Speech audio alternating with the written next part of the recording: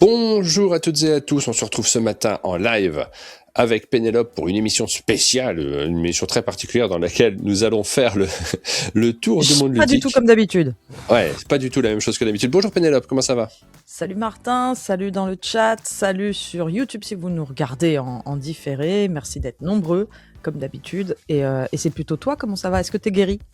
Non, mais ça va mieux. Je suis pas complètement guéri, mais c'est vrai que j'ai une semaine vraiment complexe, mais qui s'est bien passée. Donc tout va bien, on va dire, hein, forcément. Mais de temps en temps, je suis plutôt gâté au niveau des maladies qui empêchent de faire des lives. Et là, ça m'a pas trop empêché. J'ai eu la chance incroyable d'être malade pendant la période où on n'avait pas trop de live. Quel bonheur. Donc voilà, pas en festival. C'était pas pour autant que t'étais inactif, mais...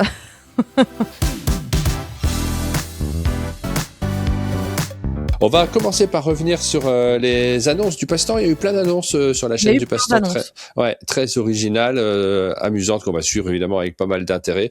Le Passe-Temps fait partie de ces chaînes qui créent aussi de l'actualité. Elles sont pas si nombreuses que ça. C'est créateurs de contenu et pas que, puisque c'est une boutique évidemment d'abord. Et parmi leurs différentes annonces, donc il y a eu cette histoire, mais que je maîtrise mal, donc je vais avoir du mal à en parler, de présentation de jeux en avant-première dans un cinéma. C'est très original. J'ai vu que des gens allaient faire des trajets pas possibles pour assister à cette représentation pour être avec l'équipe à ce moment-là, même si ce sera possible de regarder sur YouTube, sur Twitch, je crois, directement leur court-métrage qu'ils vont créer. Oui, l'événement, c'est surtout de partager un moment, je pense. Je pense, oui, c'est ça qui est chouette. Et puis là, ils créent aussi une convention. Ils ont annoncé ça également dans leur vidéo, et je trouve que c'est chouette de le relayer parce que il y a de l'ambition autour de ça. Ils ont fait une chouette affiche pour signaler qu'ils seront. Alors ça se passe à Toulouse, évidemment, c'est là qu'a lieu le Passe-Temps. Qu'ils seront pendant 4 jours dans un lieu pour pouvoir partager avec leurs abonnés un moment. Donc 150 à 180 personnes, le prix est déjà indiqué. J'ai vu ça, c'est 128 € les 4 jours. Donc c'est très modique comme somme. Évidemment, il faut se débrouiller pour les repas tu peux prendre pour juste une journée ? Ah, j'ai pas regardé. Je sais pas. Je sais pas. Passe 4 jours complets. Voilà, passe un jour, bien sûr. Tu peux venir qu'un seul jour. Vendredi, samedi ou dimanche, c'est 28 €. Voilà. Mais c'est très très limité comme nombre de personnes sur cet événement-là. Je trouve ça chouette de manière générale, des événements. Alors on n'est pas très loin de l'organisation, 150, 180 c'est déjà gros, hein, mais on n'est pas très loin de l'organisation de choses qu'on fait en petits groupes. On se dit tiens, on va réserver un endroit et puis sauf que c'est ouvert au public, sauf que c'est un événement, sauf que si j'ai bien compris, il y aura des lives et puis des choses à suivre en direct. Donc ça crée en tout cas de l'animation et j'avais envie de saluer ce type d'initiative parce que je trouve que on a besoin d'avoir des petites actualités de ce type-là et de se dire il se passe des choses. C'est ce qu'on essaye de faire en permanence. De toute façon, tous les streamers, les créateurs de contenu essayent d'animer ce qui se passe autour d'eux. Tout à fait. Et donc, si vous êtes dans le coin... Concept des sabliers d'or au cinéma, non, pas vraiment. C'est quelque chose de très différent, moi, je trouve. Ouais. Oh là là, oui, c'est pour ça que je ne sais pas trop en parler pour l'instant. On est curieux de voir On attend d'en savoir un peu plus, ouais. Moi, la première réaction que ça m'a fait, cette histoire de présenter un jeu au cinéma en faisant un court-métrage, c'est waouh, l'ambition, ça doit être boulot monstre, ouais. Monstrueux pour toute l'équipe à créer. Et en se projetant, est-ce que j'aurais envie de faire ça ? Je crois pas. Mais moi, j'ai d'autres envies complètement farfelues qui vont me prendre un temps dingue et qui prennent beaucoup de temps aussi. Donc, je comprends complètement ça. Mais c'est moi mon truc de dire je vais faire un court-métrage. Ça, c'est waouh. C'est vraiment, il faut beaucoup d'énergie et de volonté pour se lancer dans un truc pareil. Et j'applaudis, j'admire. Je me sens pas du tout concurrent là-dessus parce que c'est pas quelque chose que je voudrais faire. Et surtout c'est quelque chose qui a déjà été fait par il y a des créateurs de contenu qui essayent de faire des vidéos parfois qui ressemblent presque à des courts-métrages un peu plus on en a vu quelques-uns et à chaque fois le truc que je trouve extrêmement décourageant à l'avance, c'est donner autant d'investissement, c'est horrible ce que je vais dire, dans un jeu, sachant qu'il y a 550 jeux qui sortent par an et donc une espèce de roulement à billes qui se fait très rapide et donc le court-métrage en question, il va rester un temps mais il va vite disparaître en fait je sais pas comment dire, il y a un truc qui est beaucoup d'investissement pour quelque chose qui certes le jeu même si le jeu s'installe, c'est pas du court-métrage dont on se souviendra, c'est du jeu lui-même. Donc il y a ce truc pour moi qui est assez disproportionné. Je sais pas si tu vois ce que je veux dire ou peut-être je m'embarque. Ouais, alors je pense pas que ça soit disproportionné, c'est pas comme ça que je vois les choses parce que alors je vois Pierrot sur le chat qui nous dit c'est le concept des sabliers d'or mais avec une présentation différente. Bah, en fait, le truc, c'est que c'est sur des avant-premières. Donc, c'est pour ça que vous faites le parallèle avec les Sabliers d'Or et vous dites, ah oui, c'est un autre événement d'avant-première. C'est vrai. Mais des événements où il y a des prix, tu vois, après les sorties, longtemps après, il y en a 250 et on les compare même plus les uns aux autres. On dit pas, oh, bah, c'est encore un As d'or, c'est encore une récompense qui vient faire le bilan de l'année, parce qu'on est habitué et que c'est normal. Effectivement, il y a peu d'événements sur les avant-premières, mais c'est parce que c'est un manque, en fait. C'est en termes de communication, parler des jeux avant leur sortie, c'est une nécessité pour les éditeurs, c'est une nécessité aussi pour nous, parce que il y a tellement de choses qui sortent partout qu'on a besoin de faire un tri et de se créer de l'intérêt. On se rend compte quand on fait des listes à rallonge de plein de jeux, on manque d'intérêt pour ceux dont on est en train de parler. On manque de passion, on n'arrive plus à être excité. Donc cet événement-là, comme les Sabliers d'Or, effectivement, répond à cette problématique, mais répond avec des solutions qui ne sont pas les mêmes, avec des options, des angles de vue, des façons de faire qui sont sensiblement différents. Donc oui, peut-être que d'une certaine manière, ça peut créer chez certains éditeurs une concurrence. Je crois que c'est pas le même moment de l'année, mais bon, une concurrence en disant je participe à ça plutôt qu'à ça. Très différent. Ouais, là-dedans, effectivement, on va pas faire la même jeu, va pas faire les deux, ça c'est évident. Mais je pas du tout envie de voir ça en termes d'opposition entre les événements. J'ai plutôt envie d'applaudir, moi, ce type d'initiative. C'est oui, alors juste je réponds à 2-3 trucs qui sont dits dans le chat. C'est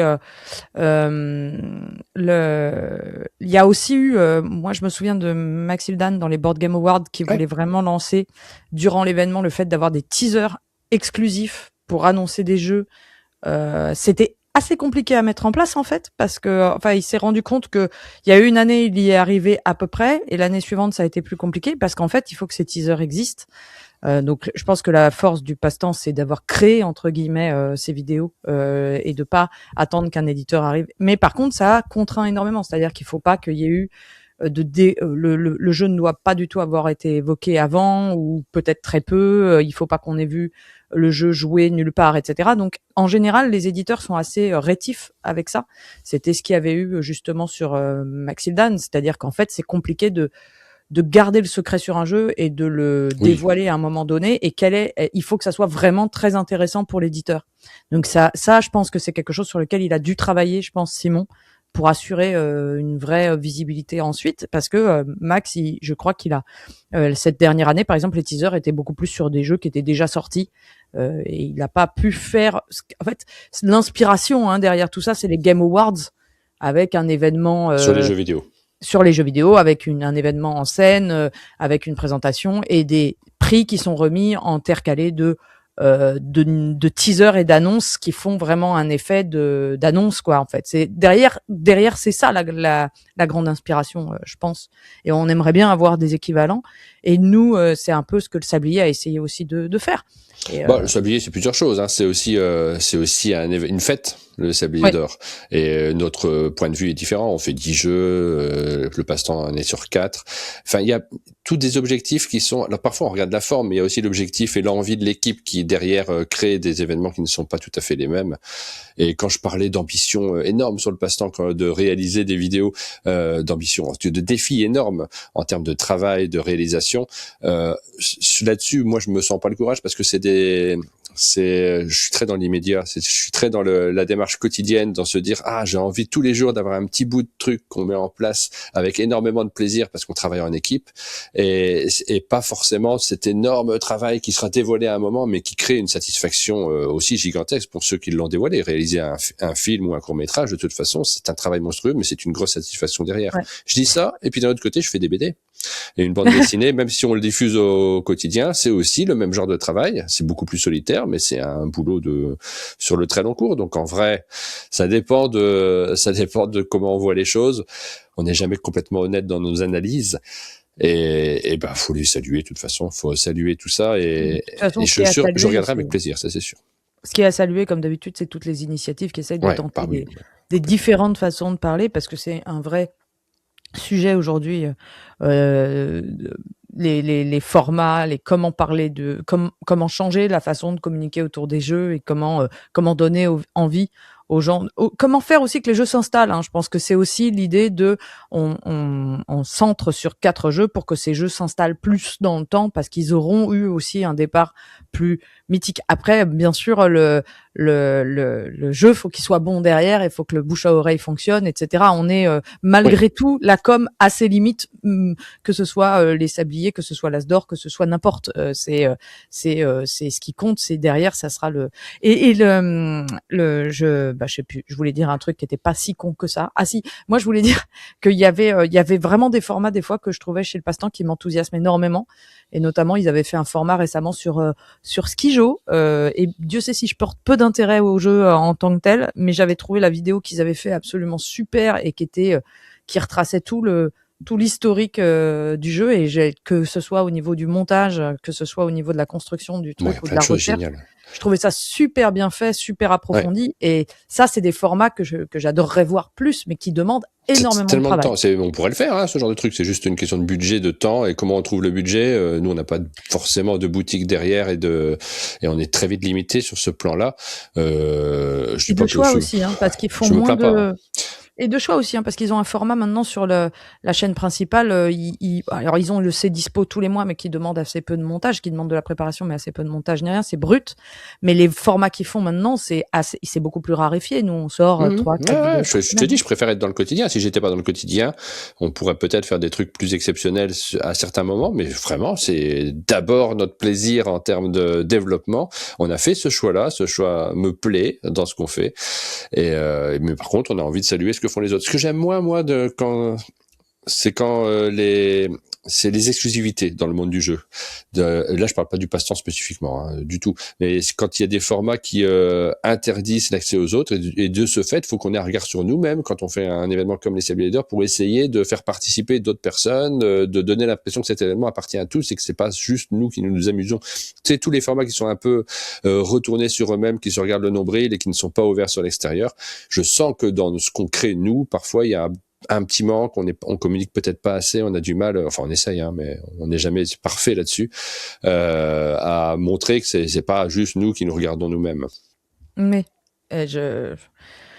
ça c'est les autres qui peuvent nous le dire. Ouais, bah oui, non, mais je pense qu'on a des manques là-dessus, nous aussi, et qu'il faut qu'on arrive à travailler ça davantage. Et ouais, tu vois, on y réfléchit, hein, pour le sommet des jeux, notamment, que ça soit quelque chose où on n'ait pas l'impression que les gens s'amusent tranquillement à la montagne et que tous ceux qui n'y sont pas sont exclus. Il faut que les formats qui sont, les formats ouverts sur l'extérieur vous donnent vraiment l'impression de participer à ça. Parce qu'évidemment, on peut pas accueillir tout le monde à Valménier. On continue avec une deuxième actu. Félicitations au Passe-Temps, c'est ça qu'on voulait dire aussi. De manière à tous les créateurs de contenu qui lancent des choses très originales qu'on n'a pas déjà vues. Le Mensa, donc c'est le prix qui, chaque année, l'association des personnes à très haut QI se réunit pour décerner leur prix, leur label plus exactement, parce qu'il y a plein de jeux qui rentrent dans le label où c'est bon, les très hauts QI ont bien aimé. Alors, on s'est réunis avec les très très hauts QI. Nous. Oui, c'est ça, nous deux. Et on a regardé un peu ces prix, on s'est dit, ah bon? C'est ça pour les très hauts QI? Ah bon, il y a Critter Kitchen, pourquoi? Bah, sincèrement. Ah bon, il y a fromage? C'est à ce point-là? Il devait avoir un petit peu faim. C'est assez marrant. Non, mais ce prix, j'ai vraiment du mal à le comprendre. Ouais, c'est des bons jeux, hein, mais ah bon? Pourquoi cela? Plus, qu'est-ce que ça change? En fait, c'est un truc où on comprend pas trop, mais ils ont bien aimé ces jeux-là, voilà, c'est peut-être juste ça. Et ça se passe un petit peu partout dans le monde, donc là, c'est le prix américain, parce que je crois qu'il y a une version française du Mensa également. Et, tu me disais juste avant l'émission, je sais pas si c'est une actu, ça, Martin, franchement, on relaye ça, mais on dirait une blague à chaque fois. Mais, ouais. Parce que, en fait, est-ce que s'il y avait un prix des personnes qui ont un très bas QI, et que les jeux, c'est bon, ils ont réussi à comprendre comment ça marchait. Et là, tu sais, le prix des très bas QI, t'as Civolution. Ouais, est-ce que ça aurait une valeur particulière? Bah oui, en vrai, parce que ça prouverait peut-être, il y a un petit côté blague là, dans ces prix-là, mais bon, voilà, les jeux qui gagnent. Alors, c'est pas une blague, hein, l'association, elle existe. Mais oui, vraiment. Voilà, les gens disent c'est une blague. Et j'ai aucun problème avec ça. Je ne comprends pas très bien alors j'imagine que ça doit être non, mais est-ce que ça change d'avoir un très haut QI pour apprécier un jeu? C'est ça que je comprends pas très bien, moi. C'est l'idée que ça doit être il faut que ça soit oh là là là là là là Mensa. Ah, si on comprend pas, ouais, non, David a raison. Si on comprend pas, c'est que notre QI n'est pas assez haut. Ouais, on comprend l'intérêt de se dire, alors, parce qu'il y a toujours ce côté, on est supérieur, donc voilà ce qu'on pense. Mais c'est fondé à Oxford, hein, donc j'essaye en 1946. le Mensa. J'essaye de comprendre un peu. Donc voilà, les jeux qui sont sélectionnés: A Place for All My Book, Critter Kitchen, Fromage, Galileo Galilei, God 5, Things in Rings, et ça va dans tous les sens, hein, Twinkle Twinkle. Voilà, vous en faites ce que vous voulez, mais c'est rigolo comme news chaque année. Ok. Mais donc... Voilà. Fin de cette news, on passe à la suivante. Non, mais vraiment, en plus, quand on regarde les jeux, on fait, mais ok. Bon, je sais pas quoi dire, mais c'est rigolo à chaque fois. Mais on le relaye souvent, hein, parce que ça nous fait une super actualité. On passe sur Board Game Geek, c'est un des moments importants dans les prix, puisque, pardon, le site Board Game Geek fait référence toujours. On va regarder leur sélection. Les votants vont pouvoir choisir parmi tous les jeux qui sont sélectionnés dans différentes catégories. Je me suis connecté, je vais grossir un petit peu la page parce que là c'est un peu petit pour une diffusion à l'écran. Nous avons le prix plein du peuple. de catégories. Le peuple. On regarde très vite. Tu me dis tes avis super rapidement, comme on le fait chaque année, sur les jeux que tu attends avec beaucoup d'impatience. Sur ceux qu'on voit gagner. Ouais, les jeux pour deux joueurs: Azul, Duel for Cardia, Everdell, Flamecraft. J'ai toujours pas joué à Everdell Duo, faut que j'y joue. Iliad, Star Trek Captain's Share, Star Wars Battle of Hoth, Tag Team, Toy Battle, Zenith. Bon, bah, c'est Toy Battle qui gagne, ou Zenith. Ouais, t'as vu? Les deux As d'or. Ah mince, j'allais te dire Toy. Ah bah non, et je sais pas. Franchement, là, je peux pas choisir, mon cœur balance trop. C'est deux catégories tellement différentes, j'ai du mal à les comparer. Mais si c'est pas l'un des deux, ça va pas du tout. Artwork et présentation. Donc, on a Arida, je sais pas ce que c'est. Ah bah moi, je sais. Ah ouais? Bah oui. Eternal Dex. Pour moi. Là, on est sur juste du visuel, hein. Ouais. Galactic Cruise, Hot Strike, The Lord of the Rings. La version, c'est très beau d'ailleurs. Ouais, la version pandémie. Luthier, Magical Athlete, The Old King's Crow, Speak Easy, Vantage. Bon, alors là, j'ai toujours pas joué à Vantage. Je suis quasiment sûr que c'est The Old King's Crown qui va gagner. Il y a Eternal Dex aussi qui rentre en compte. Ouais, mais c'est rigolo de voir Magical Athlete. The Old King's Crown, il est plébiscité visuellement, donc voilà. C'est genre, il m'a pas marqué tant que ça, celui-là. C'est trop beau. Mais moi non, hein, moi je veux que ça soit Magical Athlete. Magical Athlete, il est incroyable parce que c'est parfaitement maîtrisé, mais tu peux pas comparer avec Eternal Dex, par exemple. C'est deux styles très maîtrisés. Tu peux pas. Donc là, pourquoi il y en a un qui serait meilleur que l'autre? Il y a aucune raison. C'est le problème des goûts. Hein. Ouais, les prix sur les visuels, je me dis toujours, il y a une limite à ce genre de choses. C'est réussi ou pas réussi. On peut donner, les prix c'est bien parce que ça permet aussi de souligner un travail en particulier. Mais là, l'intérêt, c'est surtout de dire, regardez, des jeux sont aussi intéressants parce qu'ils sont beaux et ça change. C'est le rôle quelle est la part de l'illustration dans le fait qu'on s'attache à un jeu. Et là, on voit que la liste, elle montre des jeux qui ont un fort succès, tous quasiment. Ouais, mais le pas de côté, il est intéressant sur ces deux jeux qu'on a cités plus particulièrement. Je le sens moins sur tous les autres. Je sens pas le pas de côté. C'est maîtrisé, pas de problème. C'est sûr. Mais par The Old King's Crown, il est incroyable le travail qui a été fait visuellement. C'est très joli. Mais il y a moins de pas de côté. Il y a moins de prise de risque. Ça va plaire à tout le monde. Il est beaucoup plus... Oui, c'est-à-dire que c'est vraiment un visuel fait pour plaire. C'est ça. On sait que ça va marcher, quoi. Du coup, est-ce que ça mérite un prix en plus? Magical Athlete, il y a clairement une prise de risque. Oui, il y a un style format. Il y a plein de gens qui le trouvent moche. Exactement. Les jeux coopératifs. Donc, Aridia, c'est ça le titre? Qu'est-ce que c'est? Pourquoi je le connais pas?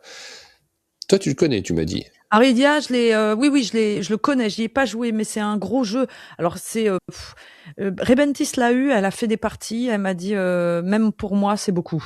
D'accord. Et pourtant, Dieu sait si elle peut passer du temps. On est sur un gros jeu narratif c'est un land crawler. Voilà. Alors, il y a du Eternal Dex, du Lord of the Rings, Nemesis, Regicide, Take Time and Match, Vantage, Headless Scroll, Cops of Discovery. Alors, Vantage, moi, m'attire beaucoup. Il faut que j'y joue. Vantage est très très bien. Ouais. J'ai pu avoir la chance d'y jouer et c'est vraiment très très bien dans la catégorie narratif. C'est vraiment un jeu narratif, mais il est vraiment super avec un matériel magnifique. Là, mon cœur balance, mais je vais quand même aller vers Tech Time. Les Américains font toujours plein de catégories. Je suis cohérente avec les stores. Les Américains font toujours plein de catégories. Des fois, on sait pas trop comment les noter. Tu vois, extension, c'est très dur de savoir qu'est-ce qu'on note sur une extension. L'extension en elle-même, le jeu, ce que ça crée en plus. Si ça, c'est très difficile, mais voilà. Vous avez toute une liste d'extensions qui se rajoutent. On passe assez rapidement dessus. Les innovatives, c'est une catégorie rigolote parce que elle favorise l'innovation, justement. Donc là, on a de nouveau Hotstreak, Eternal Dex, de nouveau Aridia qui est sélectionné plein de fois, Cops of Discovery, ce que j'ai déjà dit, Lightspeed Arena. Très rigolo, Lightspeed Arena, ce jeu dans lequel... Très rigolo, et c'est chouette de voir une catégorie qui permet de le mettre un peu en avant. Molly House, Moon Colony Blue Space. Je n'ai pas compris la règle.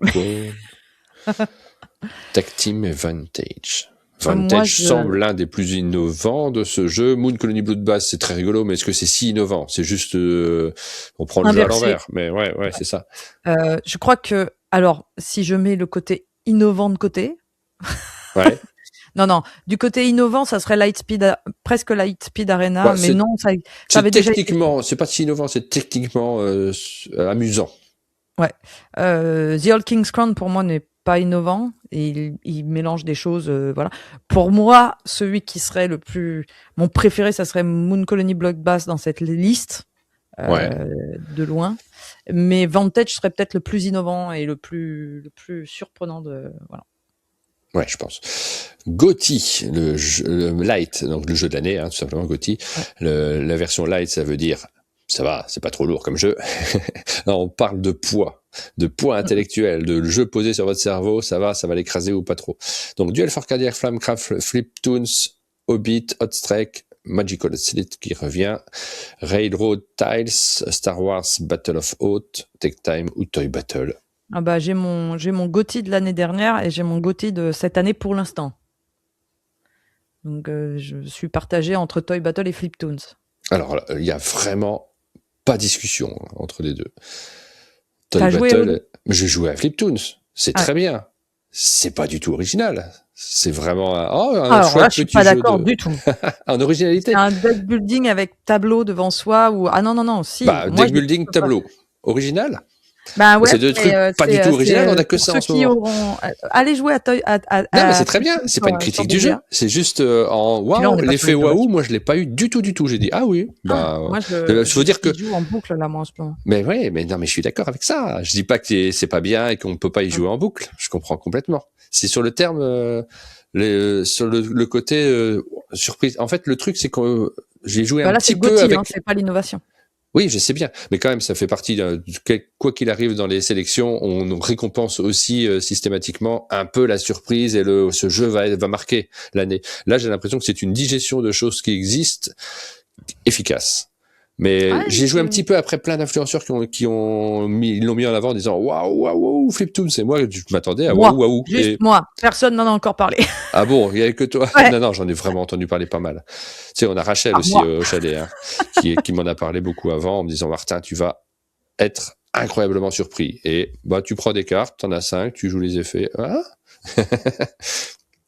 Non, il est pas encore. Il y a pas encore des boîtes qui ont vraiment beaucoup circulé. C'est pour ça quand je dis moi, c'est pas du tout une façon de me mettre en avant ni rien. C'est vraiment parce que j'ai eu la chance d'avoir accès à une boîte anglaise, donc j'ai pu faire des contenus, mais on l'a pas encore vu. Au contraire, c'est un peu ma misère. J'aimerais qu'il soit plus J'aurais aimé qu'il ait été plus mis en avant à Cannes et tout, parce qu'il était assez discret finalement, Fliptoons. Et j'attends au contraire que les influenceurs s'en emparent. Tu m'as trop hypé.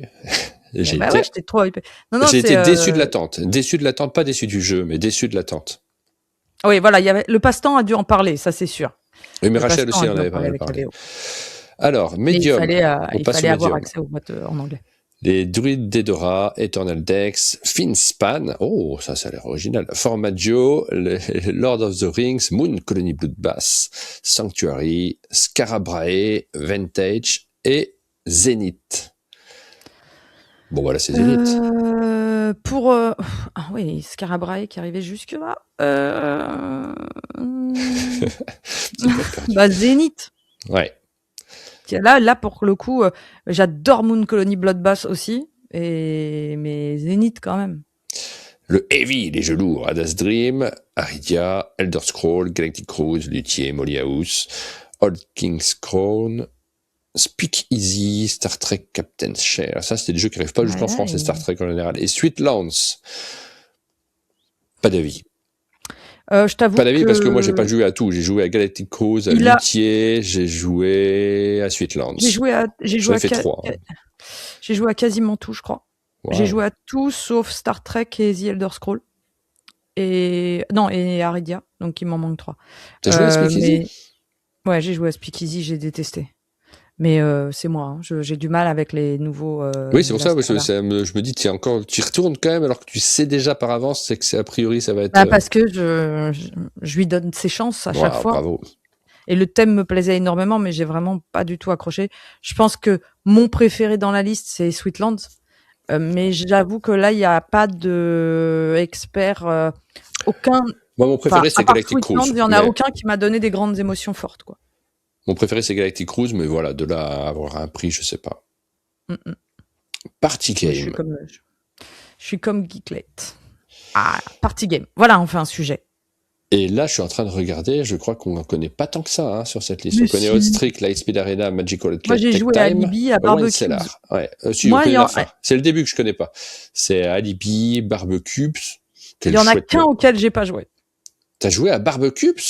Ouais. Je l'ai même là. Waouh. C'est un jeu de barbecue, c'est un tout petit jeu de... Tu sais, c'est cette petite collection... Ah, bah si, oui, je voyais pas ce que c'était. Ouais. Voilà. Ah oui. Et Alibi, c'est un jeu chez Allplay. C'est très oubliable. Break Like This, je sais pas. La Cuenta, c'est le seul auquel j'ai pas joué. Et je crois que les retours sont bizarrement pas très bons, donc c'est bizarre de le voir ici. J'aurais dit... ouais, bah, tout simplement. Moi, j'aurais dit Magical Athlete pour du party game. Hein. Bon, après, il y a Tech Time, hein, mais c'est marrant, je le vois pas en party game. C'est pas là que je il est long, Magical Athlete. Les gars, on fait un party game. Vous avez 1 heure? Il y a Rachou dans le chat. Je ne répéterai pas ce que tu as écrit. oui, c'est Magical Athlete, ça dépend. Ça dépend de comment se passe ta partie. Ça peut être très court, ça peut être effectivement très long. Donc, il y a une catégorie print and play, on va pas y passer la journée, donc je passe rapidement dessus. Ça veut pas dire que je m'en fiche, mais un petit peu quand même. Solo game, il y a une catégorie solo avec The Anarchy, Aridia, Cops of Discovery, Dickers, Elder Scrolls, Lord of the Rings, Carabra, Star Trek. Formidable, The Anarchy en solo. Unstoppable, et puis Vantage. Dans thématique game, Vantage pour le coup marche vraiment bien. Alors thématique game, ouais, c'est encore autre chose, c'est sur le thème. Mais tu vois, c'est des variantes des prix précédents en disant, là on va axer sur autre chose. Nommés, quoi. Alors il y a un truc sur lequel je voudrais quand même qu'on s'arrête, que je trouve génial. Ouais. C'est regarde dans Wargame, il y a Toy Battle. Dans Wargame. Ouais. Après, alors là, si ça gagne le Wargame, c'est génial. Je vous les cite pas tous, hein, mais il y a ça plein ne gagnera de jamais le Wargame. Mais je trouve ça marrant que ça soit dans la sélection à côté du reste, quoi. Meilleur podcast, un monde de jeu. Bon, c'est des Américains, quoi, mais bon. Ils vous adorent. Ouais. Voilà. Et la meilleure application de jeux de société. Ça, c'est une info aussi, c'est chouette l'application. Parce que c'est vrai que ça, on en parle relativement, on en parle nous de temps en temps quand on tombe sur une d'entre elles, mais on n'en parle pas après y avoir joué. C'est la limite de nos reviews sur ce plan-là, c'est qu'il faudrait les acheter toutes à chaque fois et vraiment faire un retour précis dessus. C'est des infos qu'on aimerait bien avoir, savoir qu'une application est vraiment chouette et que ça vaut le coup d'y aller parce que peut-être il y a un mode défi, il y a un truc en plus. Là, il y a une sélection et je regarderai les résultats évidemment avec intérêt.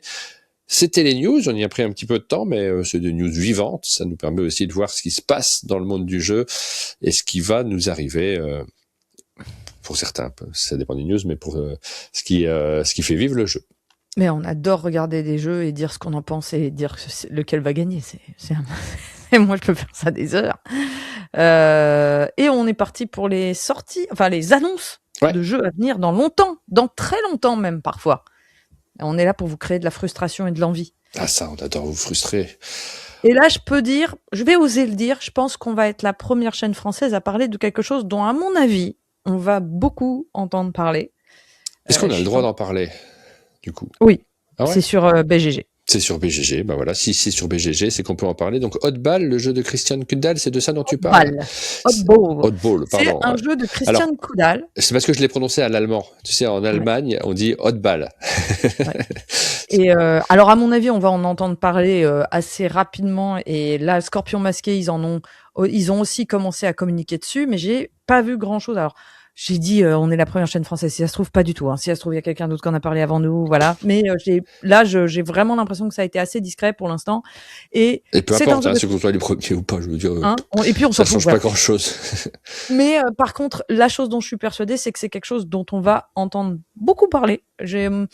Mon pif, il me trompe pas sur ça. Ouais, on l'a vu en fait. Je sais plus où, si c'était à Cannes ou à Essen, mais on avait déjà vu les avant-premières, le matériel. On avait regardé un petit peu en nous disant, vous en parlez pas, hein, c'est pas le moment. Et ça nous a créé une forte envie de pouvoir vous en parler davantage. Ça y est, on commence à avoir des images qui sont révélées. Alors, c'est un jeu donc de Christian Koudal qui est l'auteur. Et c'est surtout le duo d'auteurs qui fait un peu rêver, de Agent Avenue et de Mindbug. Et John Perry, qui est l'auteur du Hot Strike dernièrement. Donc, on voit qu'il a été... voilà, donc c'est des jeux un peu rigolos, fun, rapides, efficaces. Ils se sont mis ensemble pour un jeu illustré par Isanori Hiraoka, et c'est Scorpion Masqué qui va s'en occuper. Et en fait, à première vue, ça va être un jeu dans lequel on va être de 2 à 4 joueurs. On va s'affronter dans un sport de ballon insolite. Et on va commencer par composer une équipe de 6 athlètes, et ça va être un jeu de cartes durant lequel on va se livrer à des duels. Et je pense qu'on voit vraiment dans la composition de l'équipe un peu de Hot Strike et des personnages parce que chacune des cartes bien sûr va avoir des capacités uniques qui permettent de renverser le cours du match complètement. Ils vont être vraiment très très typés, mais le but, c'est chaque carte va aussi avoir des valeurs de base sur la vitesse ou la force. La vitesse permet de récupérer le ballon plus vite. La force permet bien sûr d'être plus fort, hein, de remporter le duel. Et donc, je pense que ça, c'est vraiment dans l'esprit de Mindbug et de Hot Strike mélangés. Il y a vraiment une idée comme ça. Ça se veut déjanté, ça se veut dans la lignée de ce qu'on voit un peu en ce moment. On ne voit plus du tout Martin, par contre. Je ne sais pas ce qui se passe, mais ça se veut un peu dans la lignée de ce qu'on connaît en ce moment de Magical Athlete, de Hot Strike, des personnages un peu rigolos, des visuels un peu tranchés. Et je pense, moi, ça me donne hyper envie. Bah oui, on a envie d'y jouer évidemment. Pardon, je me faisais un rail de coq, ça va mieux. Il y a aucun problème. J'ai vu que dans le forum, tout de suite, quelqu'un a demandé, s'agit-il d'un jeu de cartes à collectionner, d'un jeu de cartes évolutif, d'un jeu de cartes... Parce que, oui, Mindbug, il y a ce côté plusieurs boîtes. On pourrait imaginer un jeu où des personnages, on voit plein de personnages sur la boîte. Donc, la réponse est... vous n'avez pas besoin d'acheter de boîtes supplémentaires pour profiter du jeu, sauf si vous souhaitez agrémenter vos parties. Et donc, on a déjà une info. C'était déjà un peu la com sur Mindbug, ça. Voilà, qu'il y aura des boîtes supplémentaires qui viendront ensuite. Donc, on est devant, je pense, un petit événement à venir, mais c'est pour 2027. Ah. Bah, on attendra un peu. Et ben voilà, regarde, on n'est pas du tout les premiers, puisque les joueurs du dimanche en avaient parlé à Cannes. Chaque boîte aura un contenu en cartes différent, il me semble. Mais avait-il l'image ? Alors, on ne sait pas si elle se trouve, oui. Non, mais le concours de qui en parle le premier, tu sais... Bien sûr. Ça n'a pas beaucoup d'importance. Le concours, c'est qui en parle à vous, tout simplement. C'est ça, c'est où vous regardez vos informations, c'est ça. Exactement. Non, mais c'est parce que je veux pas qu'on me reproche derrière. Ah ouais, dis ça, mais en fait, il y a d'autres gens qui en ont parlé avant. C'était une boutade, bien sûr. Boss Fighter QR. Alors ça, on en avait parlé quand c'était sorti à Essen et dans sa version. Dans sa version originale, on avait pu y jouer, enfin on avait pu le voir parce que j'avais voulu y jouer, mais sur les tables c'était impossible de se caler, donc j'ai pas pu y jouer, j'ai juste pu le voir jouer. C'est un jeu de Lucas Zak et Michael Palm, illustré par Bartolomiej Kordowski, Maximilian Jazionovsk. Oh là là, je me suis lancé dans la liste des... Alors c'est un jeu qui a été présent en version française pendant des années chez Yellow. Il y a eu 3-4 éditions. Alors c'était pas la version QR, c'était le Boss Fighter. C'est un jeu de base très rigolo. Franchement, moi j'ai plutôt bien aimé. Si je me trompe pas, dis-moi si je dis des bêtises. Et donc là, il y a eu des rééditions de ce jeu. Mais alors là, est-ce que je me trompe ? Est-ce que tu confonds pas avec l'autre jeu qui s'appelle Boss? Je vais vérifier ça tout de suite parce que si c'est celui auquel je pense, c'est pas du tout le même. Donc, c'est possible, je suis en train de me demander si c'est exactement le même parce que moi celui dont je parlais, il me semble que c'était une édition. C'était un truc si c'est ce à quoi je pense, Alors déjà, ça n'existe pas, Boss Fighters, autre que QR. Bon, ah oui, ok. C'est pas c'est pas le jeu de chez. C'est Dungeon Fighter, ok. Autant pour moi, c'est pour moi celle-là. Voilà, Et toi, je pense que tu pensais aussi à Boss Monster, Je sais plus. qui est un jeu dans lequel on affrontait Ah oui, des non, ça, boss c'était pas avec bien des du tout, petits ça. personnages en pixels. Ouais, ça, j'aimais pas du tout. Boss Ouais, Monster, c'était pas je bien. vois ce que c'est, ouais. Et Oui, celui avec les dés qu'on lance, c'est exactement. Je confonds avec celui-là. Ouais. Alors, pas de Wilfried Ford, non, mais Boss Monster, alors peut-être, oui, vous avez. Non, ouais, pas je Boss sais pas, Monster. Enfin, peu importe, c'est pas le même. Ok. c'est pas le même. Pardon Voilà, pour cette interruption. c'est ce qui me semblait.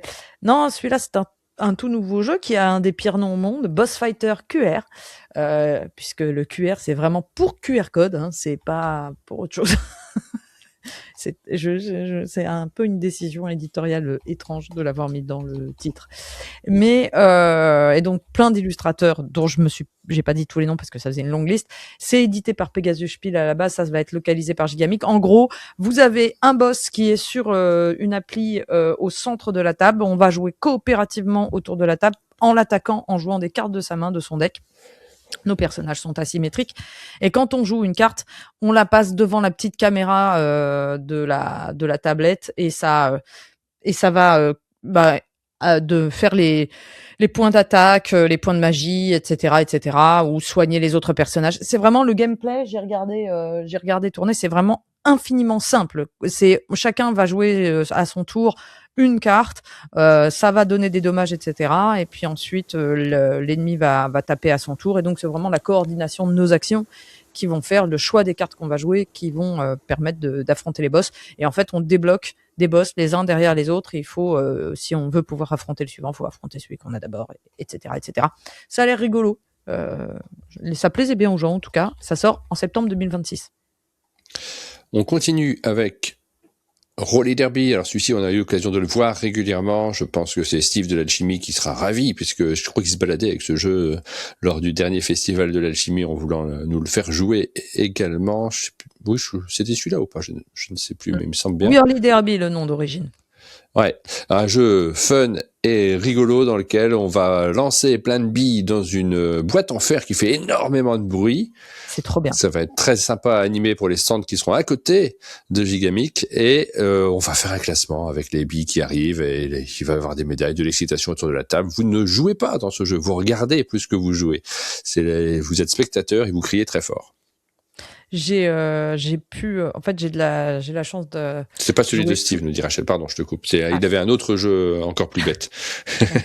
Non, j'ai la chance d'avoir quelqu'un dans mon groupe de joueurs de la semaine qui possède ce jeu et on en a fait quasiment un par semaine pendant un mois, 2 mois. C'est hyper rigolo. C'est pas Franck qui a une boîte de Roller Derby également. Franck et Bruno Feduti aussi. Il a une boîte, donc j'ai pu y jouer plein de fois parce que c'est le genre de jeu qu'on sort dès qu'on se retrouve et qui nous reste un quart d'heure en fin de soirée. On fait un Whirly Derby, ça embête tous les gens qui sont autour. Moi, je suis très tout le monde frustré. se met à regarder. Franck l'avait ramené au chalet, Franck de ex Days of Wonder, spécialiste de Hit que vous voyez de temps en temps sur la chaîne.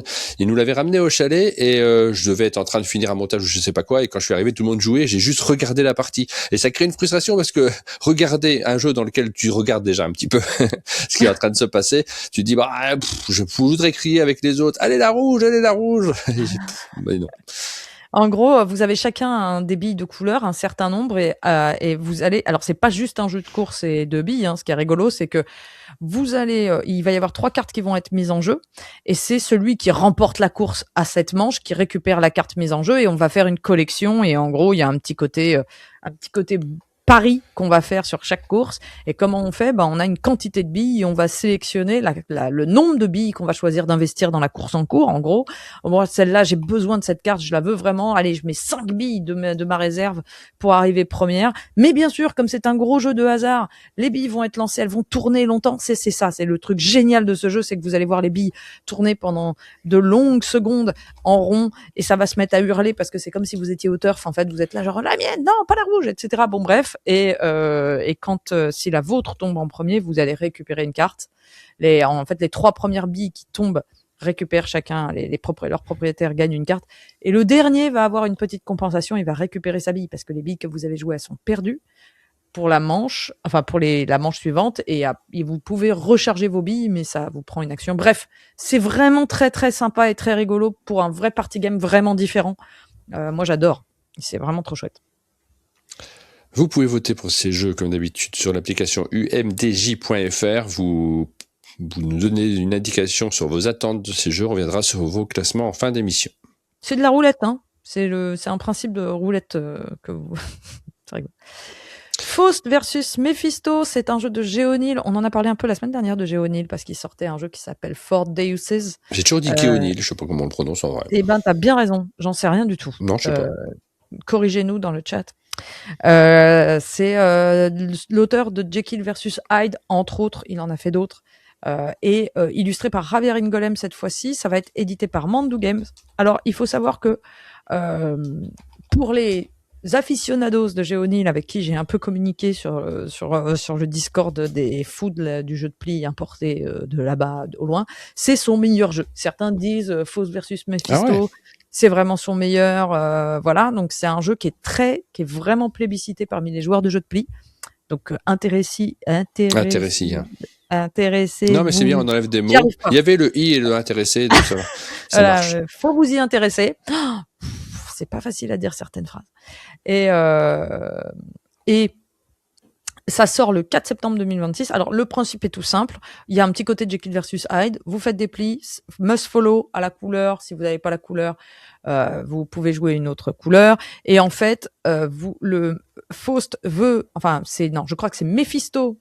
Bon, c'est l'un des deux qui veut absolument avoir aucune carte d'une couleur pour gagner un point. Je crois qu'il veut ne pas remplir de plis avec une certaine couleur. Et l'autre veut répartir, au contraire, le maximum, le plus possible, les couleurs dans les plis. C'est-à-dire que je veux avoir un peu, s'il y a toutes les cartes jaunes, je veux qu'elles soient réparties entre moi et mon adversaire si je suis Faust.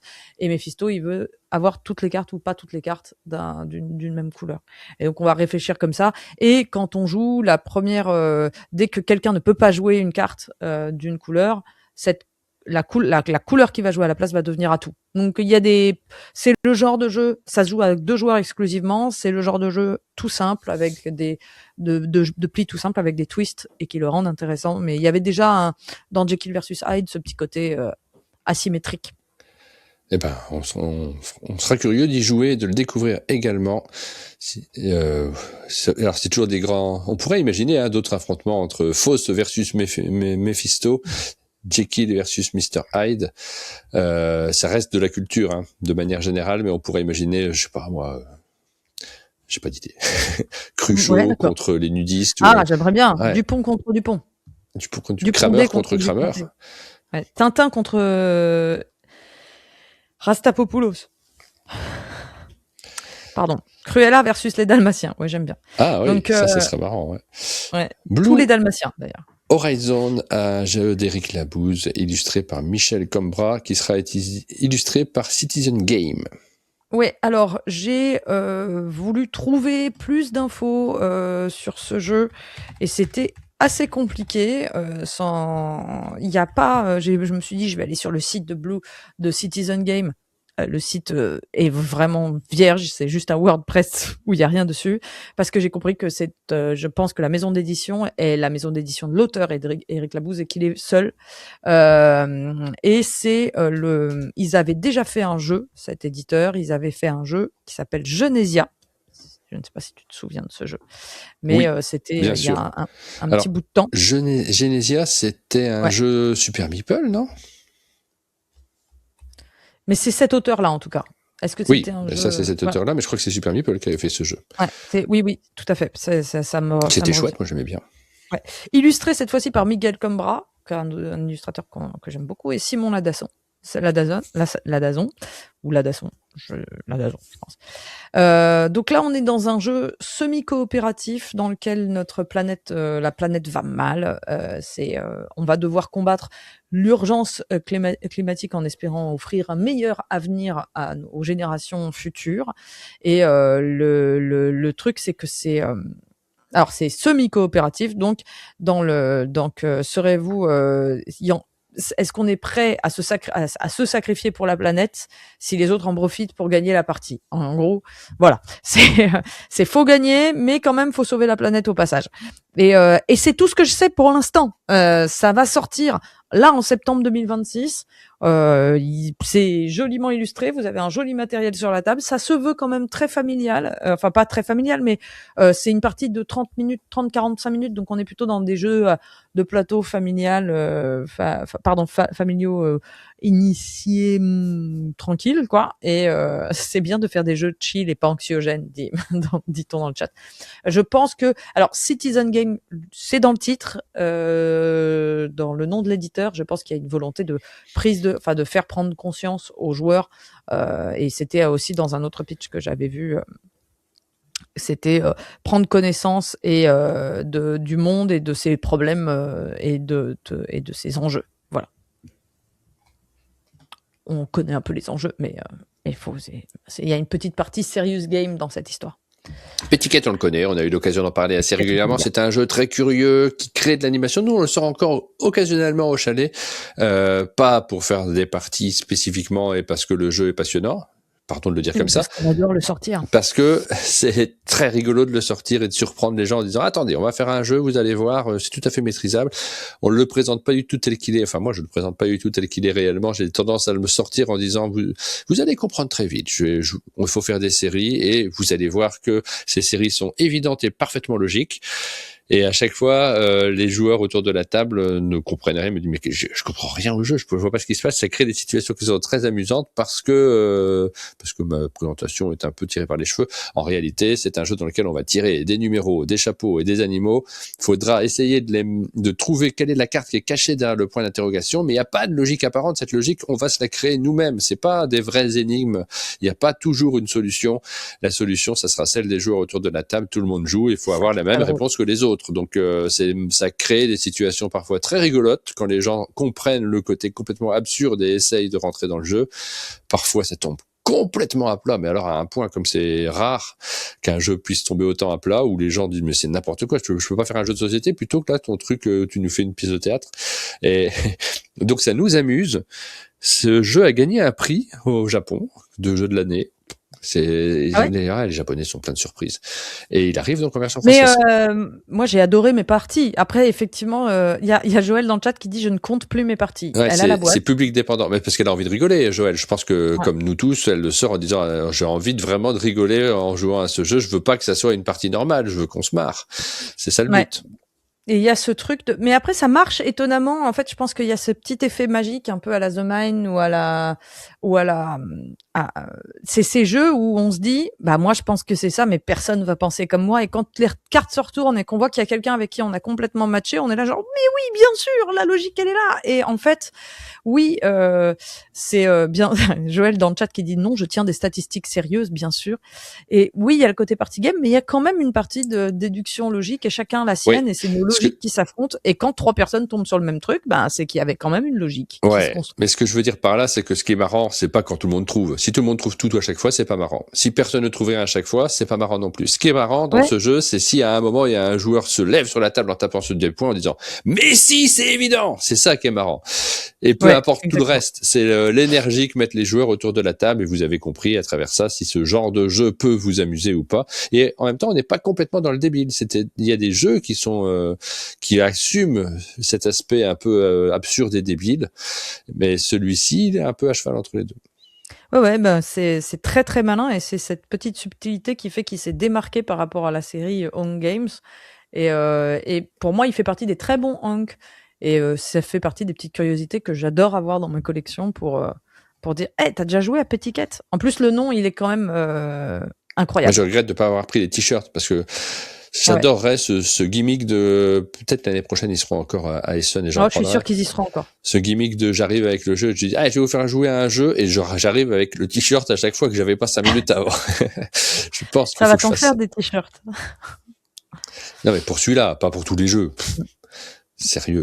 Hop, on continue. Le jeu suivant, quelques extensions. Donc là, on passe très vite dessus, mais il y a une extension Spectre pour Insurrection et Duel Tokyo Bay pour Yale. Alors pour ça, le je me King of suis... Tokyo. Insurrection, c'est des cartes en plus, c'est une nouvelle faction pour le jeu Insurrection, les Spectres. Et Duel Tokyo Bay, c'est pas tout à fait une extension puisque c'est carrément un standalone, mais c'est la même chose ailleurs, c'est des nouveaux monstres, c'est un gameplay un peu différent quand même, ça sera pas tout à fait le même plateau, mais en fait vous voyez l'idée quoi, c'est variation sur le même thème. Je voulais pas qu'on passe trop de temps dessus, donc voilà, il va y avoir une nouvelle boîte de Duel Tokyo, King of Tokyo Duel. Je vous ai mis tous les jeux en vrac parce que j'avais oublié d'activer les votes pour certains d'entre eux. Donc c'est bon, vous pouvez le faire sur umdj.fr. Vous pouvez voter pour Petit Cat, vous pouvez voter pour Blue Horizon, pour Insurrection, King of Tokyo. Allez-y. Et on passe aux jeux en version originale, ceux qui arriveront peut-être plus tard en France, mais qui pour l'instant n'ont été annoncés qu'en version originale. Et on commence par Spooky Bar. Ouais, que j'ai pas mis le bon petit drapeau. Je m'en rends compte, c'est un drapeau allemand. Là, je l'ai supprimé devant moi parce que je m'en suis rendu compte, mais normalement, il faudrait un drapeau allemand et pas un drapeau américain, puisque c'est Spiel Wiese, mais c'est le titre, je pense, c'est l'ambiance qui m'ont induite en erreur. Alors, c'est un jeu de, pas Benjamin, bon, j'ai écrit n'importe comment en plus, c'est Benjamin, bien sûr, avec un E, Benjamin Schwer, qui est l'auteur, un auteur qu'on aime beaucoup, parce que que moi j'aime beaucoup en tout cas, hein. Adara, La Couronne des Maras, c'est vraiment des jeux que j'aime énormément, c'est pour ça que il est Schwer à notre cœur. Sur celui-là. Ouais, Benjamin Schwer, c'est vraiment un auteur, et puis il a fait aussi plus récemment, ça me revient plus. Je vais rater. Ouais, on s'était retrouvés devant ASN, toi et moi, parce que on aimait bien Benjamin Schwer et on était allés au même stand. Ah, le truc de sous la mer, le Nautilus avec un hublot, je sais plus quoi. C'est très approximatif. Et c'est un jeu qui se passait en... c'était à celui-là, c'était les deux devant le même stand. Il y avait les deux sur le même stand. Ça revient. Voilà. Bon, on s'en fiche. C'est illustré par Lucas Sigmund, qui est aussi un illustrateur qu'on aime bien. C'est l'illustrateur de Applejack. À chaque fois, je l'appelle comme ça maintenant. Et c'est édité par Spielwiese. Et dans ce jeu, vous allez... alors, j'avais ma petite fiche quelque part, mais tout est mélangé. Voilà. Vous avez... en fait... Il y a eu une rumeur qui, dans une petite ville, il y a eu une rumeur qui dit que maintenant il y a des fantômes et il y a des amateurs de sensations fortes qui viennent tous dans cette petite ville pour assister à des phénomènes paranormaux. Et vous tenez un bar et pour flairer la bonne opportunité, vous vous dites je vais ouvrir un bar durant lequel vous allez offrir des boissons macabres, un peu comme un parc d'attractions.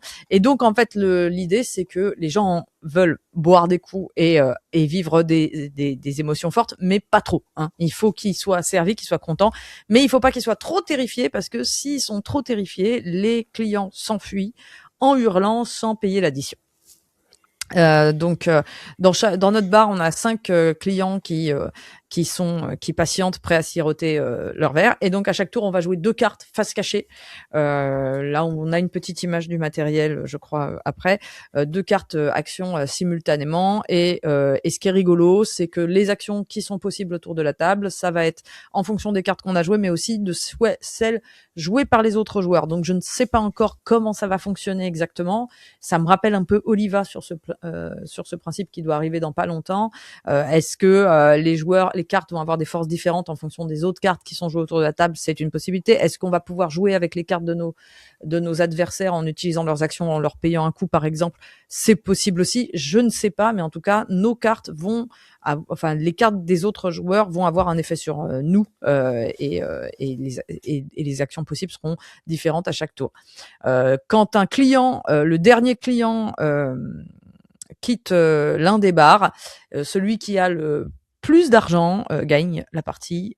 Voilà. Donc ça, c'est le genre de jeu qui me fait très très très très très très envie, que je mets en haut de ma liste d'attente parce que j'aime bien cet auteur, parce que j'aime bien cet illustrateur, parce que j'aime bien ce que ça raconte. Je trouve que le thème est rigolo et ça fait beaucoup de bonnes choses. Et pendant que je raconte des jeux, Martin éternue et on ne t'entend plus car tu n'as pas remis. Je coupe pour tousser discrètement. Personne ne s'en rend compte comme ça. Je l'ai. On continue avec aussi un jeu de Friedman Friseux, dis donc, qui fait un jeu pas dans sa maison d'édition. Du coup, j'ai cherché un peu en me disant peut-être c'est une traduction et tout, mais non, j'ai pas trouvé d'infos là-dessus. C'est presque une curiosité. Pas du tout. Et alors, ce qui est marrant, tu vois, c'est quand j'ai vu la couverture, je me suis dit, oh, encore un jeu japonais dans l'univers japonais. Pardon, je vais le dire. chiant, parce que c'est exactement le genre de visuel qui me donne pas envie de jouer à un jeu. Je trouve ça très joli, hein, mais c'est ce genre d'univers-là m'attire pas. Et donc j'étais en mode, enfin c'est le genre un peu générique. Et puis d'un coup je vois Friedman Freeze en haut, et là je m'y attendais pas, et je fais oh. Bon, on adore Friedman Freeze, c'est l'auteur de Filet-O-Fish, c'est l'auteur de Haute Tension, c'est l'auteur de Fabulosa Fructus, de tous les jeux en F, de chez 2F Spiel, et effectivement de sa maison d'édition. C'est un auteur phénoménal. Et là, c'est pas chez son éditeur, c'est chez c'est chez Ars Édition. Donc on est en Allemagne quand même, hein, éditeur allemand. C'est un jeu pour 1 à 4 joueurs par des parties de 40 minutes. Et l'autre truc qui me fait très envie, c'est que c'est un petit city building à première vue dans lequel on va jouer avec des tuiles. Ça sera un jeu de tuiles, de pose de tuiles. Donc on est à l'époque Sengoku et on va développer, chaque joueur va construire simultanément sa propre ville japonaise, tuile par tuile devant lui. Et à chaque tour, de nouveaux bâtiments vont prendre forme et ça va définir notre paysage urbain. Et en fait, on va lancer un dé en début de tour pour déterminer où placer la prochaine tuile. Et si la case est déjà occupée, un effet va se déclencher. Et donc, ça va être un jeu de pose de tuiles devant soi où il va y avoir des tas de twists. Le joueur qui lance le dé va choisir en premier son bâtiment à placer. Ça va bloquer ce bâtiment pour tous les autres joueurs. Donc on voit que ça va être un jeu de pose de tuiles, mais on voit qu'il va y avoir de l'interaction, qu'on va pouvoir embêter les autres, que il va y avoir une part de hasard dans le jeu et qu'il va y avoir une part de Friedman Freeze, c'est sûr. Donc là, ça j'ai vraiment aussi très très très très très très hâte. Il y a Jouer FR qui dit oh la couve n'est pas trop moche pour un jeu allemand. Oui, non, c'est pas moche, c'est très beau. J'aime mieux quand c'est moche et allemand. Voilà. Non, c'est joli, c'est joli. Die Blühende Stadt. Du coup, je ne sais pas si tu as remis ton micro, mais tu n'as aucune réaction. Je pense rien. J'ai vu Friedman Freeze et Toshi pour l'instant. Voilà. J'attends d'en savoir, d'y jouer, surtout de voir le matos. Parce que... Ouais. Alors ça, c'est terrible, hein, parce qu'il y a des jeux qui mettent très vite des photos du matériel et dès qu'ils n'auront jamais de photos du matériel sur BGG, il faudra attendre la sortie quasiment pour pouvoir le montrer. Donc pour l'instant, c'est juste de l'annonce, mais ça va venir. Alors, à l'inverse, alors là, je fais un petit rattrapage parce que c'est un jeu qui a fini son financement participatif. C'est terrible, hein, je fais un aveu d'échec. On aurait pu en parler quand c'était encore en financement. Et c'est terminé, mais il y a un late pledge. Donc, si jamais ça vous intéresse, vous pouvez vous jeter dessus. Je m'étais pas arrêtée sur ce jeu parce que la couverture me parlait pas plus que ça. C'est terriblement superficiel de dire un truc pareil, mais voilà, j'étais pas attirée par le jeu et c'est quand j'ai vu que c'était les mêmes auteurs et même, je pense, maison d'édition que Jizogi, que j'ai joué récemment et jusqu'à maintenant j'avais pas joué au jeu, donc je me disais bon, c'est pas parce qu'ils ont fait Jizogi que ça va forcément être bien. Eldertide, A Thousand Lights. Alors il y a les ludovores, je crois, qu'on fait des vidéos XP party, des vidéos, une vidéo de présentation. Donc si vous voulez vraiment en voir beaucoup sur le jeu, c'est dispo sur YouTube et je salue leur travail. Et c'est un jeu de, je vais pas citer tous les noms, il y en a beaucoup, mais j'ai trouvé Jizogi absolument génial. Ça fait partie des jeux experts initiés dernièrement qui m'ont vraiment hyper emballé. Et donc, je me suis dit, il faut donner un peu de lumière à ce jeu-là, parce que si c'est aussi bon que leur précédent jeu, ça vaut vraiment le coup. Et dans l'histoire, Eldertide, vous êtes, alors on est dans un monde, il y avait une nation en fait. On joue l'une des 5 nations, l'une des 5 maisons d'une ancienne et puissante nation maritime, donc qui était très forte et qui a été ravagée par une tempête surnaturelle qui régulièrement dévaste tout. Et on va essayer de à la tête de navires, de se lancer dans la reconstruction d'un réseau de phares et sur des îles dispersées pour rétablir l'équilibre et reprendre le contrôle de cet archipel. Alors dans ce jeu, en fait, chaque tour, vous allez miser un certain nombre de points d'énergie qui vont vous donner une somme qui va vous permettre de vous déplacer. Ça sera la distance que vous allez faire, mais aussi cette valeur. Ça sera la force de l'action de la tuile sur laquelle vous allez arriver avec votre bateau. Le matériel est vraiment très joli. Donc, quand vous arrivez sur une tuile, vous voyez, il y a 3 cases à chaque fois. Et ben, c'est en fonction de l'énergie que vous avez investie, vous pourrez faire une action plus ou moins forte. Et puis, il va y avoir la tempête à chaque fin de manche qui va changer la disposition du plateau. Le vent souffle dans une certaine direction et va changer carrément la position des tuiles. Ça, je trouvais ça un peu rigolo. Sur le principe, on a un plateau un peu à la Yokohama, on a l'impression, où on se déplace comme ça de case en case pour faire des actions. Après, les actions, ça va être de la collecte et de la livraison. Donc on est un peu quand même sur on est vraiment sur un pick-up and delivery, mais il y aura aussi de la fluctuation de marché, de la construction de civilisation. On va transporter des ressources, on va construire des structures, etc., etc. Je pense que c'est ni trop complexe, et je pense que si c'est aussi bien fait que Jisogi et que ça a ce petit côté ingénieux, tout en étant bien thématique, ça peut être très sympa. Et je regrettais de pas en avoir parlé. Donc voilà, c'est toujours en financement. Vous avez un light pledge si le jeu vous intéresse. Vous avez des vidéos qui sont disponibles pour en savoir plus. Et à mon avis, ça arrivera peut-être un jour en français. Jisogi, je crois, il doit être localisé. Et vraiment, c'est très très bien Jisogi.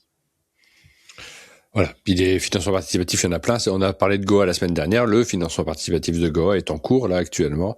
Ça fait partie des gros titres qui sont forcément très suivis et qui entraînent pas mal de pledges. Ouais. Alors, Elder Tide, je dirais pas que c'est un jeu expert, je dirais que c'est un jeu initié. On est sur du 3 difficultés, 3 sur 5 sur BGG, donc on est sur du initié plus. Le jeu suivant. C'est écrit pour... Je sais pas le lire, là, pardon. On aimerait bien savoir lire que c'est du coréen, j'imagine, puisque je vois le logo en bas d'Happy Baobab. Ouais. Exactement. Mais alors, si je dis pas de bêtises, je vais te trouver, parce que le nom, je l'ai trouvé et je l'avais sous les yeux, et bien sûr, je pense que le mot qui est écrit, c'est Aenyo, ou je sais pas comment ça se prononce, Aenyo, et ça, en fait, sur l'île de Jeju, Jeju, c'est une île qui existe, qui est dans la vraie vie, qui existe, sur lequel il existe une communauté de femmes, certaines très très âgées, ça va jusqu'à 80 ans, qui sont des plongeuses. Qui vont chercher des coquillages dans la mer. C'est très ancien, c'est même protégé au patrimoine culturel de l'UNESCO. Je sais plus comment, un peu comme le j'ai envie de dire comme là récemment la cuisine en Italie, la gastronomie italienne a été mise.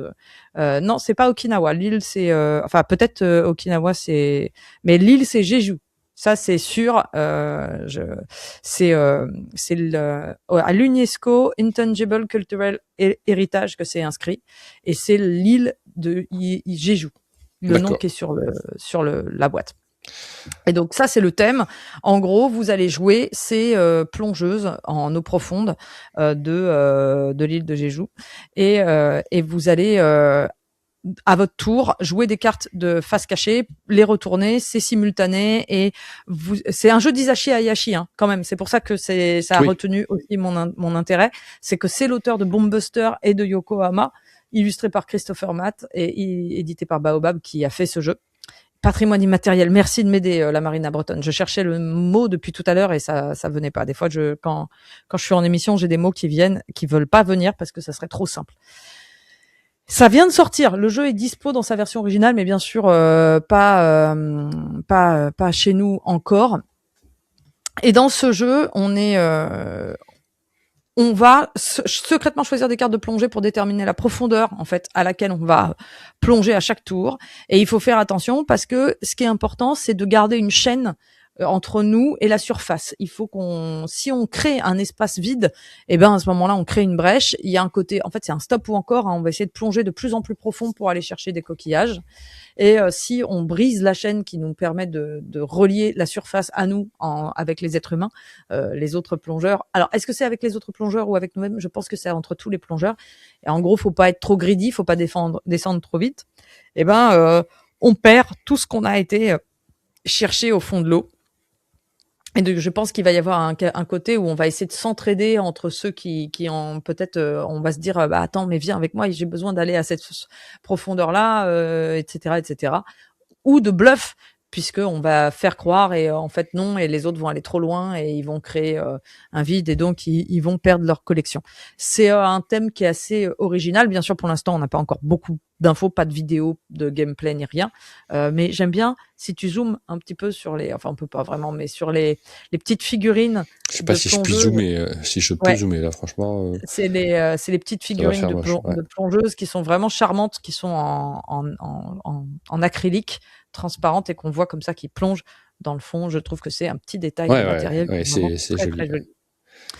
Et voilà, mais le matériel, ça compte, hein. Rien que ça, on se dit, on joue pour le matos d'abord, et puis après, derrière, si c'est super. Voilà, désolée, je suis un peu, j'ai eu du mal à faire mes phrases sur celui-ci, mais c'est comme ça quand on parle de sujets qu'on maîtrise pas complètement, parce que je découvre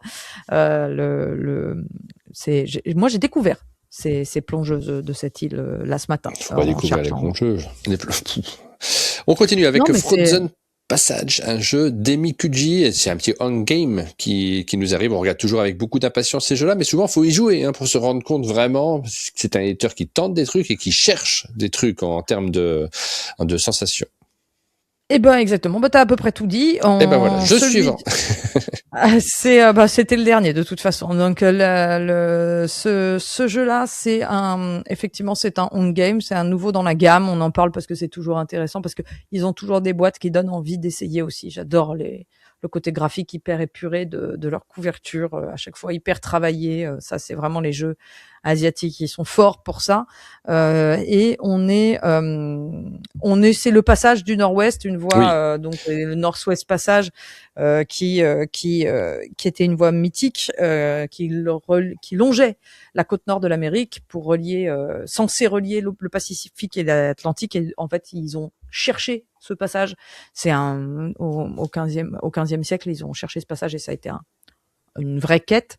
Et en fait, on va refaire ça dans ce jeu. Il y a un jeu d'ailleurs qui existe, Northwest Passage, sur ce qui a été publié par Matago. Ouais. Et là, c'est un jeu coopératif avec à communication limitée. Et donc, je n'ai pas tout le gameplay, mais en fait, on va coopérer pour disposer des cartes de 3 couleurs différentes, en forme de pyramide inversée, en partant de la base, en visant les cartes cibles au sommet. Voilà. Et le but, c'est d'arriver à trouver ce passage. Et donc, il doit y avoir des règles de pose de cartes et on va devoir, un peu comme dans un tech time, on va poser les cartes sans pouvoir communiquer sur nos mains, mais il y aura forcément des façons de se donner des indices. Il faut deviner les cartes que nos acolytes ont dans leurs mains et s'entraider pour compléter le parcours. Voilà. On y jouera. Évidemment, avec intérêt, tu as cité une petite extension, celle de Finspan. Bon, ça c'est pour ceux qui... Les requins et les riffs, c'est des coraux, c'est ça, non? Ouais. Pour ceux qui ont besoin de rajouter des poissons. Alors, Finspan. Finspan, qui est vraiment un de mes préférés de toute la série de. Enfin, moi, plus il y en a, plus je les aime. Moi. Au début, Wingspan, j'étais pas amatrice. J'ai beaucoup aimé Wormspan et je trouve que Finspan, Je trouve le matériel super. C'est des jeux qui donnent envie d'être posés sur la table et de jouer. Moi, à titre perso, je suis pas client parce que je me rends compte que dans un jeu de société, de toute façon, c'est toujours le cas. On cherche une émotion particulière et je me rends compte que j'ai zéro émotion sur cette gamme-là. Alors, c'est même pas la peine d'analyser derrière pourquoi, qu'est-ce qui se passe, est-ce qu'il y a un problème au jeu. C'est pas la question. Il y a plein de joueurs qui adorent ça. J'ai absolument pas de critique à faire particulière, mais ça ne me provoque pas, tu sais, dans les réflexions et dans les achievements de ce qu'on essaye de faire, ça ne me provoque pas d'effet, waouh, je suis content, j'ai rien. Donc, je sais pas l'analyser davantage. Mais tous, j'ai essayé en spam en pensant que ça serait beaucoup mieux et ça n'a rien changé de particulier pour moi. Et voilà, c'était le tour de tout ce qu'il y avait comme jeu annoncé. Alors, il y en avait quelques autres. Oui, il y en a mais plein. De toute façon, il y a toujours plein de j'ai fait du trucs. tri. Il y a plein de financements participatifs, de jeux qui peut-être sont géniaux. On passe parfois à côté, mais on vous a listé quelques-uns qui arriveront possiblement sur nos tables, auxquels on aura l'occasion de rejouer. Ouais. C'est le moment de la minute culturelle. Ouais, et je prends des libertés quand je suis vraiment emballée. Là, une fois, j'avais fait un concert ou des choses comme ça. On est libre de tout, hein. Et ça, c'est hyper accessible. Vous pouvez le voir chez vous ou sur votre ordinateur ou sur votre télé. Je suis tombée sur un documentaire sur Arte, absolument génial, sur le fonctionnement du cerveau. Qui s'appelle Notre cerveau nous joue des tours. Voilà, je l'ai regardé en replay un soir et c'est hyper intéressant. C'est sur le fonctionnement. C'est comment en fait on croit, c'est sur la perception entre l'écart entre la réalité et ce que notre cerveau nous donne comme information et ça crée une espèce d'abysse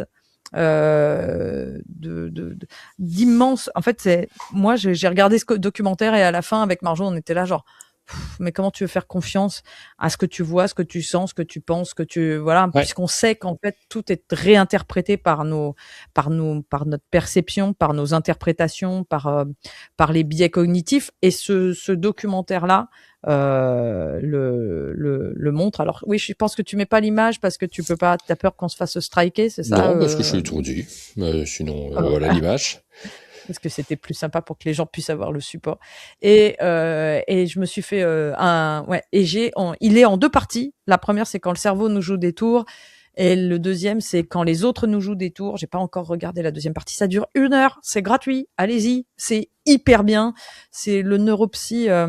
C'est Albert Moukheiber qui est cité dans le chat. J'avais pas noté son nom, mais c'est un vulgarisateur et chercheur en neurosciences et franchement tout est hyper clair. On comprend plein de choses. Et c'est assez, c'est abyssal. Pour moi, c'est vraiment oui, on le sait, bien sûr, on le sait, mais ça nous remet bien à notre place, je trouve. Ça, c'est toujours ce moment où, quand on regarde, on se dit, ah ouais, on est quand même pas grand chose par rapport à tout ce qu'on croit avoir en maîtrise et qu'on n'a pas du tout, quoi. Et c'est passionnant. Et si vous avez encore un peu de temps, j'avais un autre documentaire à vous conseiller. Sur France 5, il y a une série que j'aime bien qui s'appelle Science Grand Format. C'est pas toujours réussi, mais des fois ça l'est vraiment. Et ils en ont fait un spécial sur la Tour Eiffel et Gustave Eiffel. Et les images sont géniales. Vraiment, c'est hyper bien documenté pour le coup. Et on comprend un peu toute cette époque. Enfin, c'est vraiment super. Je recommande les deux. Mais en priorité, si vous avez 1 heure, regardez Notre cerveau. Je regarderai. Je regarderai, j'ai hâte de savoir ce que mon cerveau me joue comme tour. Tout le temps. c'est flippant, tout le temps. On essaye de le maîtriser, mais oui. Ouais. En fait, vraiment, c'est là qu'on se rend compte que le nombre de biais, le nombre d'interprétations,